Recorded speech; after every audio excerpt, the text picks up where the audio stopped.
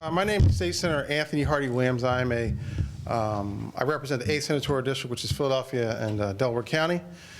I'm here today, and I made a presentation with stakeholders, I would describe them, across the city of Philadelphia. Those stakeholders represent faith organizations, LGBT communities, women organizations, Latino organizations, African American organizations.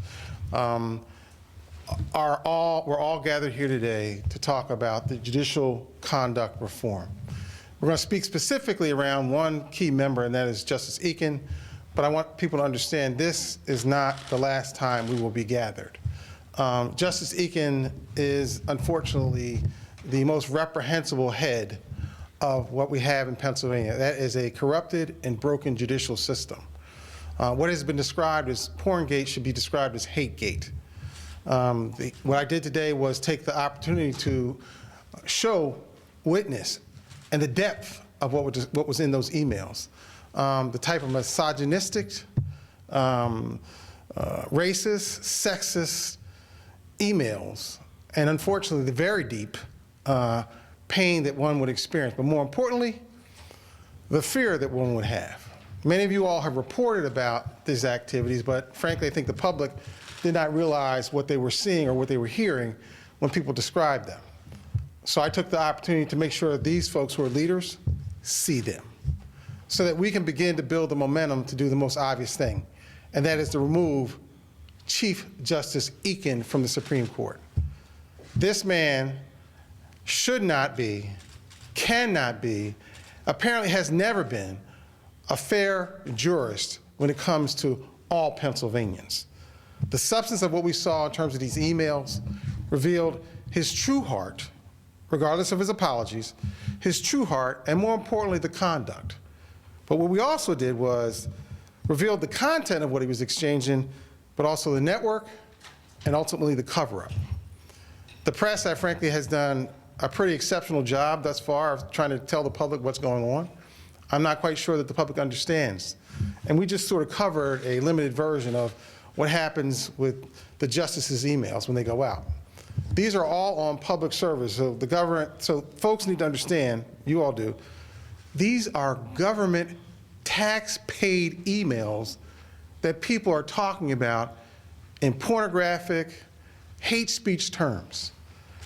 Public emails, which goes to the point of that a judge in Dauphin County, we have common pleas court judges on the email chain. We have assistant U.S. attorneys on the email chain. We have public defenders on the email chain. That means when you go to court in Dauphin County, if you have a public defender, I'm not sure that you will ever see justice, because the judge, the prosecutor, and the public defender are all laughing at you as you sit in judgment in front of the court. That is a scary set of circumstances for any Pennsylvanian, but understand, people of color, women, disabled, those of us who went through the 60s and looked to the court to define how we were protected, find this chilling. Because a politician can adjust to the political environment, the court should never lead the standard of law. And that means that in Pennsylvania, you have a Chief Justice who sits on the highest court, and by the way, is in line to become the Chief Justice in a couple years, which will be a national scandal and a national story, but sits in a position where he's talking to those who look to him for guidance. So for anyone to think that this system is not broken, they're either delusional or lying. This system is tragically broken. And so it doesn't just stop at Justice Eakin. It starts with Justice Eakin. The Judicial Review Board, that conduct board,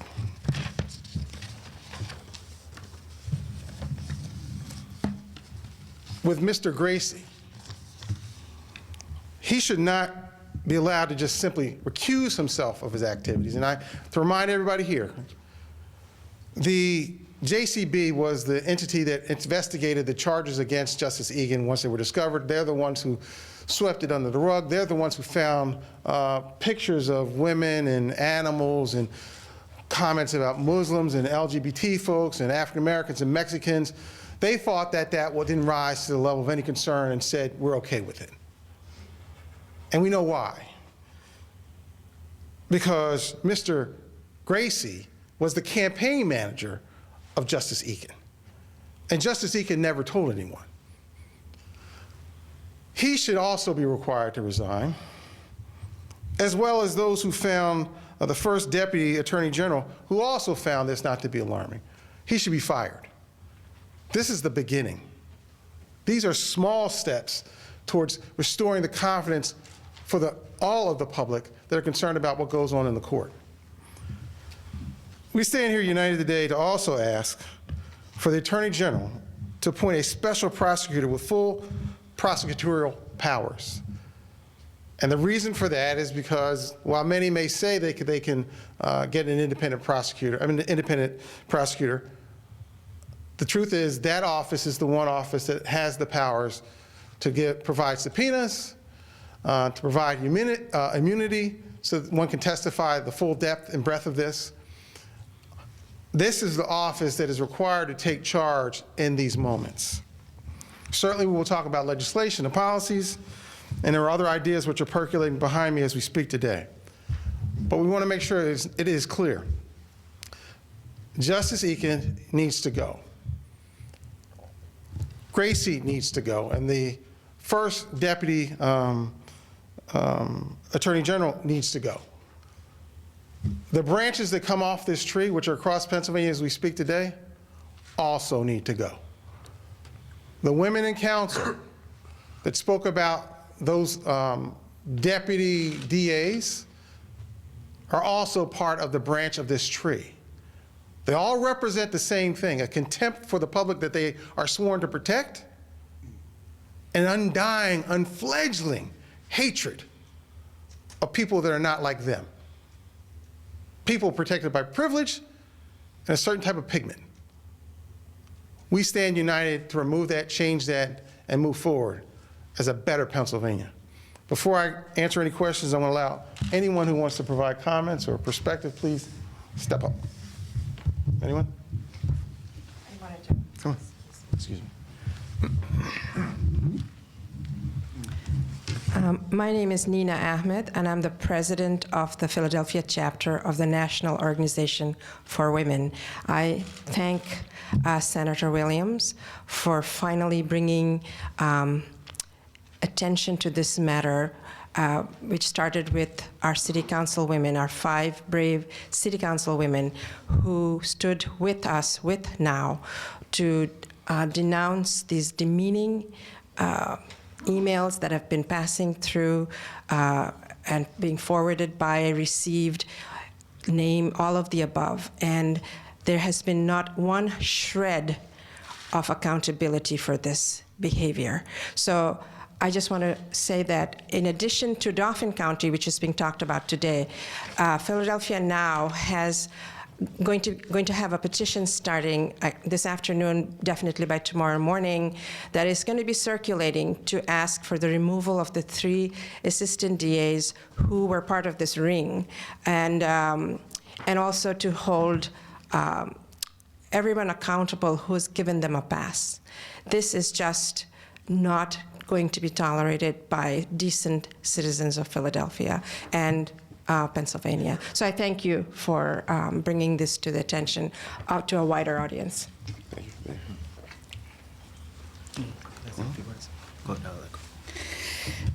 I'm Rochelle Bilal, president of the Guardian Civic League and the vice chair of the National Black Police Association. But I live here in Pennsylvania, and what I just saw today is appalling.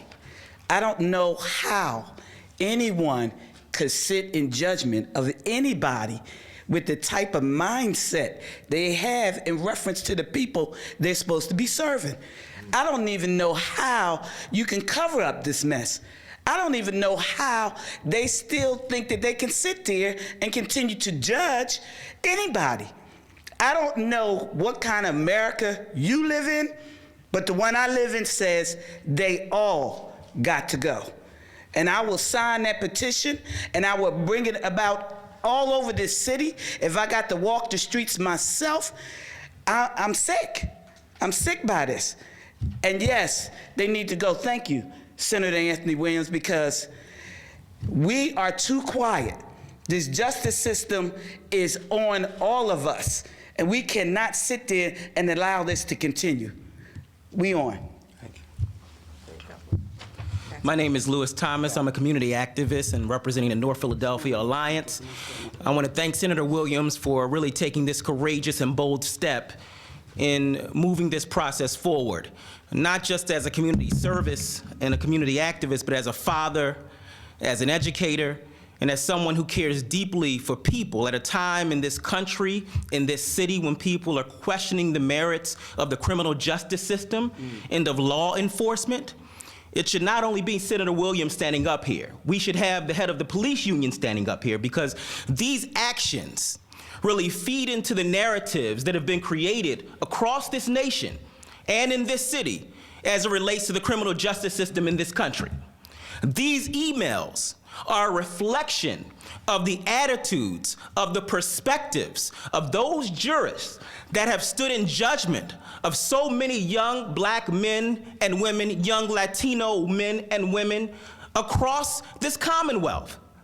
And so I would not only call on other stakeholders to stand up, but I would call on the law enforcement community to call these jurists to the table, to say, listen, you are discrediting us at a time when we are working to build bridges with communities that we serve.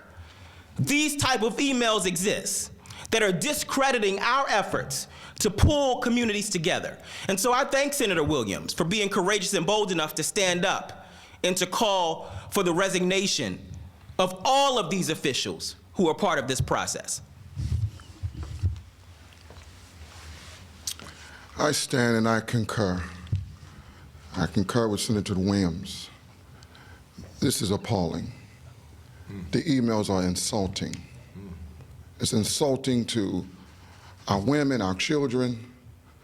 It's insulting to all of us that are here today, and we stand here with Senator Williams. We need to come together. This cannot go on. There's a word that's intimidating, and the word is called cover-up. We cannot deal with a cover-up. It is time that we come together, make a stand. We got to take them down. I'm Pastor Goodson, Chosen Generation Church.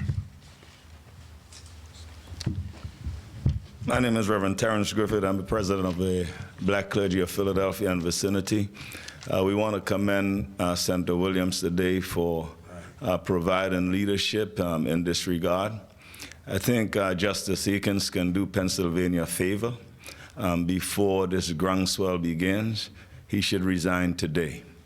What we saw today is just appalling. It makes your blood cuddle. And we really do not have any place in Pennsylvania for this behavior. Not in Philadelphia, and not in Dauphin County, not any place in the state. And I believe that all conscious people, all organizations that are really interested in justice in this state ought to rally together to ensure that not only Justice Akins, but all the other folks who are involved in this dastardly type of behavior are removed from office. Thank you. Good morning, ladies and gentlemen of the press. My name is Rodney Muhammad, president of the Philadelphia NAACP. Let me first say that the NAACP is structured on the law of the land, the Constitution of the United States of America. It is one of the finest documents written in the last 6,000 years to govern a people.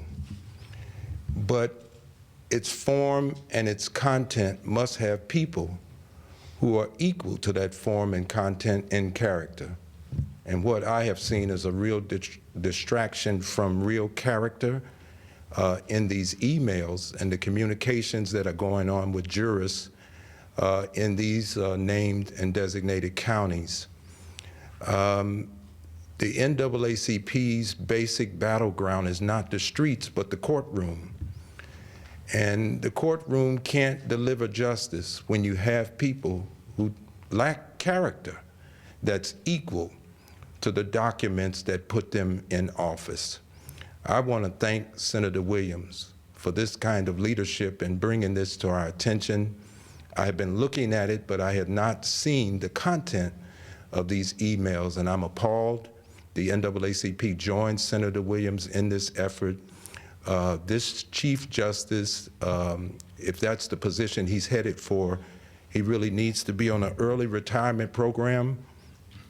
And so we're looking for this to happen immediately, and we're calling for the resignation of all the others. And if they don't resign, there has to be a power in the Commonwealth to remove them. Thank you again, Senator Williams.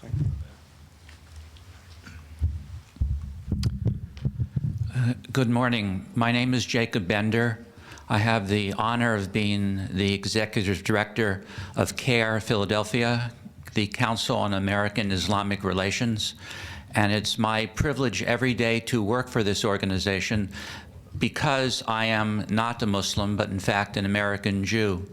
And during my work, I have the responsibility of trying to bring communities and people together of all faiths.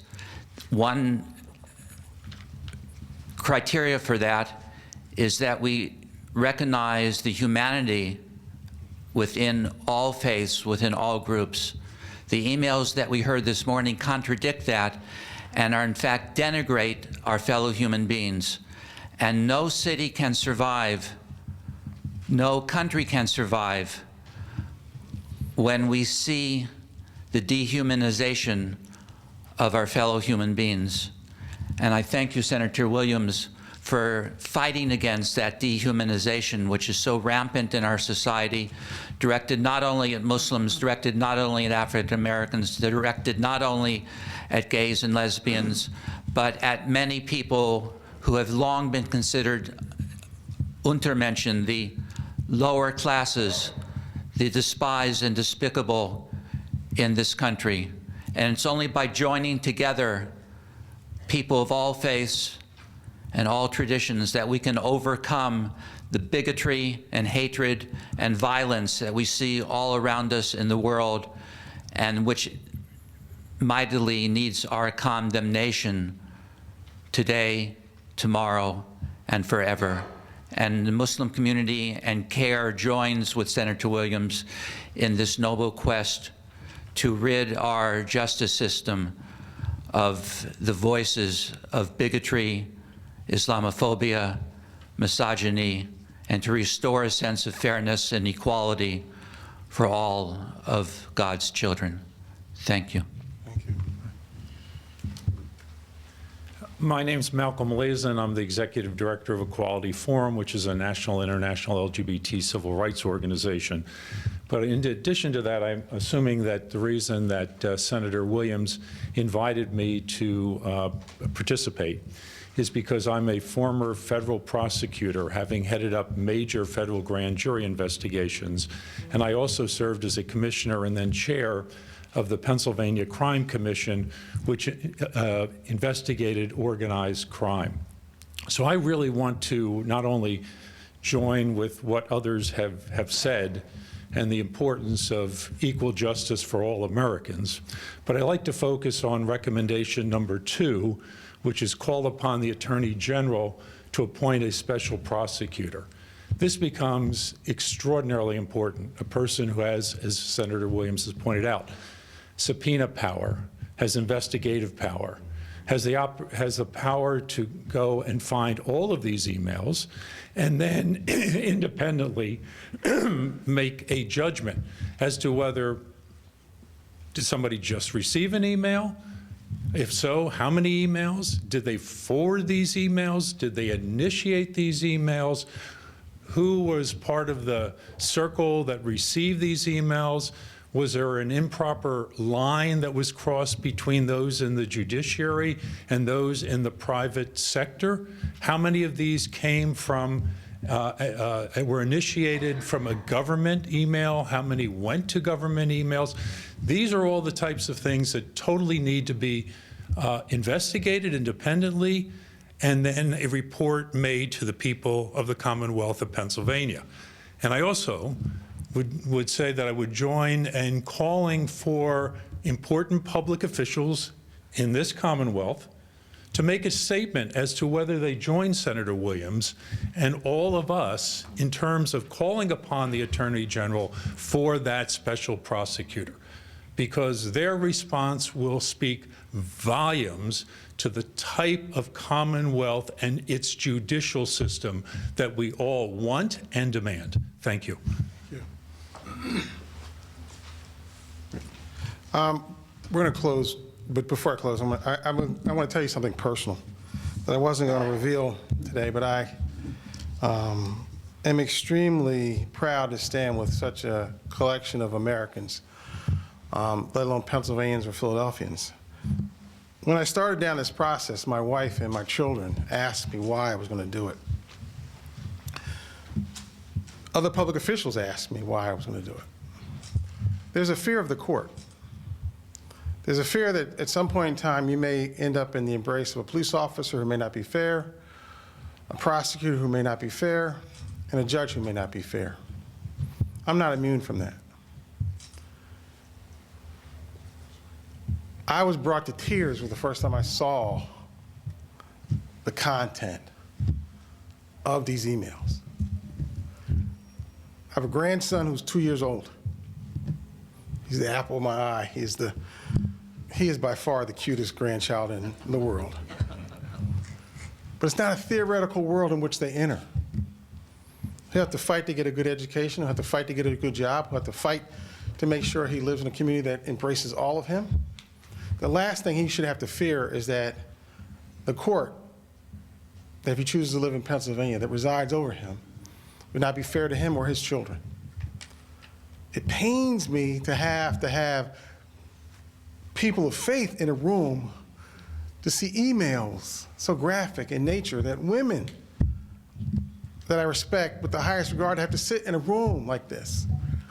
So I want you to understand, the passion that burns in me will not be simply stopped at Justice Eakin. That should be obvious to everybody who writes today that he has to go. Every column, every editorial, every op-ed, every story should begin with and end with, this man should go because of what he represents. A message should be sent out to those who have been engaged in this, that we are watching them, they're not watching us any longer. And we're going to fix this system so that the pain that I feel personally from growing up in a family of civil rights activists, being blessed enough to have parents who were educated to make sure I understood what America meant to all of us, even when America didn't understand it, that I'm delighted that I'm surrounded by all of us who recognize this current set of corrupted, unethical, and inappropriate behavior by the Chief Justice and those others who are involved in the same process.